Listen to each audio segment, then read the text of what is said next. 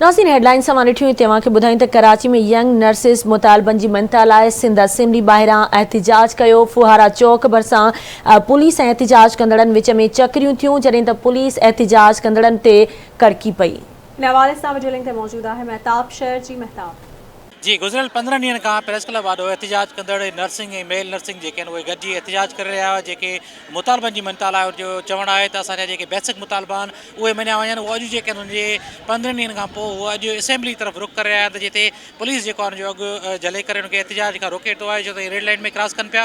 हिननि जा मुतालबा आहिनि जो चवणु आहे त असांजा जेके बेसिक मुतालबा आहिनि, रिस्क अलाउंस आहे, या असांजा ॿिया जेके बेनिफिट आहिनि, असांजा प्रोमोशन आहिनि जेके हिनमहिल ताईं नथी सघिया आहिनि, उहे गुज़िरण केतिरनि सालनि खां उनजा पेंडिंग में पियल आहिनि। ऐं हीअ मुख़्तलिफ़ सिंध जे मुख़्तलिफ़ ज़िलनि मां जेके अस्पतालुनि जा जेके आहिनि से उते नर्सिंग स्टाफ आहे जेको अस्पतालुनि खे बंदि करे उहे हिनमहिल एहतिजाज ते टलनि। हिन जा वज़ीर आला सिंध सैयद मुराद अली शाह बिलाल भुट्टो ज़रदारी खां मुतालबो करे रहिया आहिनि त असांजा प्रोमोशन अलाउंस जेके आहिनि, प्रोमोशन ऐं अलाउंस जेके आहिनि उहे असांखे ॾिना वञनि, त जीअं असां पंहिंजी ड्यूटियुनि ते वरी असां चढ़ी सघूं।